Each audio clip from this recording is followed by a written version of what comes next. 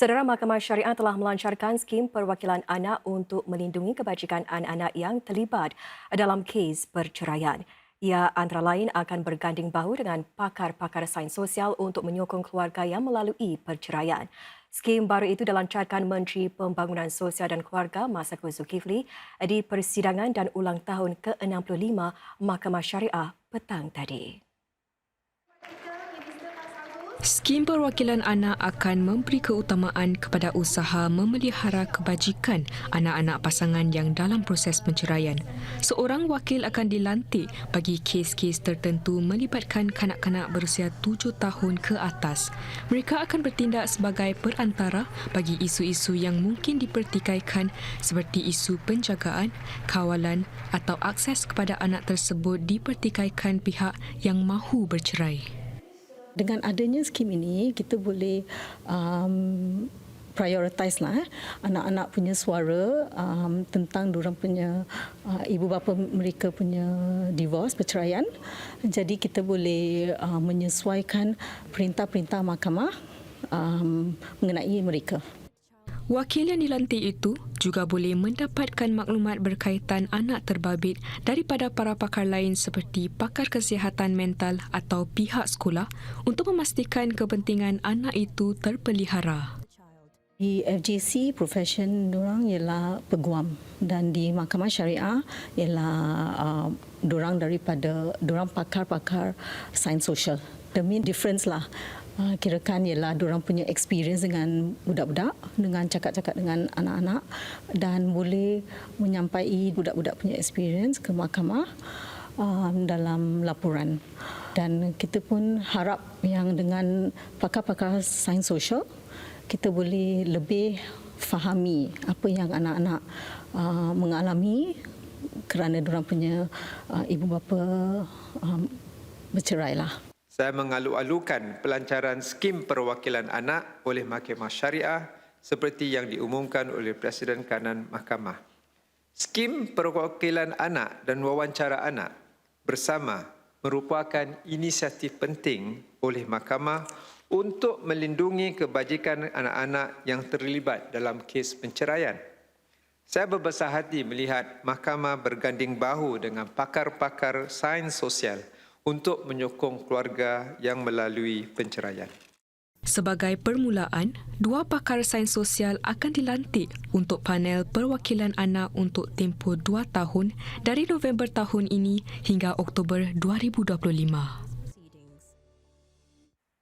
Sempena ulang tahunnya ke-65 juga, Mahkamah Syariah telah melancarkan buku bertajuk Rooted in Tradition, Ready for Tomorrow.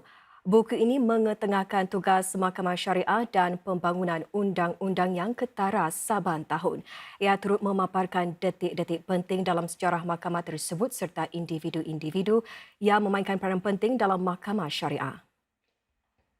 Dengan menerbitkan buku ini, kami berharap untuk dapat memaparkan prinsip-prinsip Islam yang telah memandu Mahkamah Syariah di dalam setiap perkhidmatan yang diberikan dan juga keputusan yang dibuat, iaitu ihsan, ma'ruf dan amanah.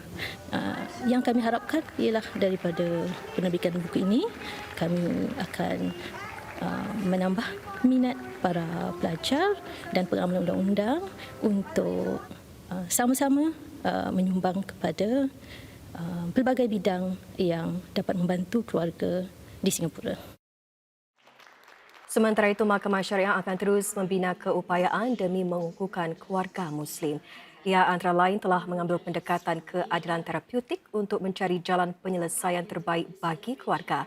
Selain itu, ia akan terus mendakap transformasi digital yang berterusan bagi meningkatkan proses dan kecekapan Mahkamah Syariah. Usaha ini dipuji tetamu terhormat Setiausaha Parlimen Rahim Mazam yang menghadiri persidangan Mahkamah Syariah 65 yang diadakan pagi tadi. This is a game changer. Parties or their lawyers can now file applications or submit documents to SYC anytime from any location using SingPass or CortPass. They can also register for the pre-divorce MCP, receive updates about their upcoming court appointments, and access digital copies of the filed documents. This digitalization process or efforts bring about greater convenience for the parties and increases efficiency as well as access to justice. Kanak-kanak daripada keluarga berpendapatan rendah yang terdaftar di bawah program intervensi pembangunan awal kanak-kanak Circle of Care didapati menunjukkan prestasi yang setara dengan murid-murid dari keluarga berpendapatan lebih tinggi.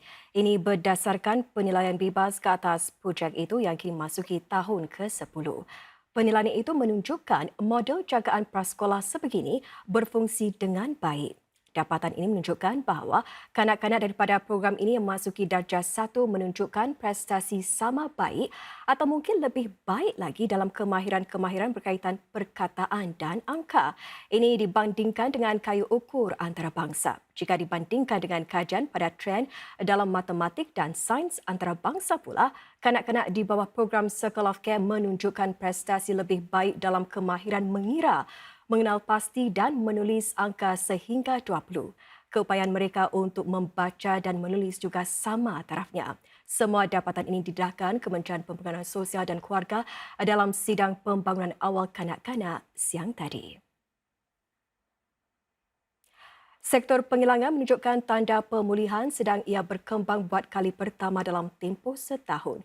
Hasil penghilangan tumbuh 7.4% pada Oktober berbanding tempoh yang sama tahun lalu. Hampir semua sektor menyaksikan pengeluaran lebih tinggi. Pertumbuhan ini dipacu oleh industri elektronik yang hasilnya berkembang hampir 15%. Ia sebahagian besarnya dipacu oleh permintaan fokus semikonduktor. Sementara itu, kejuruteraan pengangkutan pula tumbuh 12% disebabkan peningkatan aktiviti di laut dan udara. Namun begitu, segelintir sektor menguncup, misalnya sektor kimia yang merosot 1%. Ini disebabkan penghasilan petrokimia yang lebih rendah ukuran penutupan loji-loji bagi kerja-kerja penyelenggaraan. Bagaimanapun, tahap penghilangan Singapura dijangka terus meningkat sehingga awal tahun depan. Rakyat Singapura yang memerlukan menerima bantuan bernilai lebih $156 juta dari dana endowment perubatan Medifund pada tahun keuangan lalu. Ini hampir $8 juta lebih rendah berbanding agihan pada tahun keuangan 2021. Selain itu, permohonan bagi bantuan ini turut merosot lebih 8% pada tempoh yang sama. Kementerian Kesihatan MOH menyatakan jumlah permohonan yang diterima merosot ekoran peningkatan subsidi jagaan kesihatan yang pemerintah agihkan. MOH pada September lalu mengumumkan ia akan merubah rangka kerja subsidinya bagi seluruh sistem jagaan kesihatan. Ini menjadikan kos sebilangan ubat dan kos menginap di hospital lebih dimampui bagi segelintir pesakit. Medifund biayai bagi kos rawatan rakyat Singapura setelah ditolak subsidi pemerintah dan kaedah pembayaran lain seperti MediSave.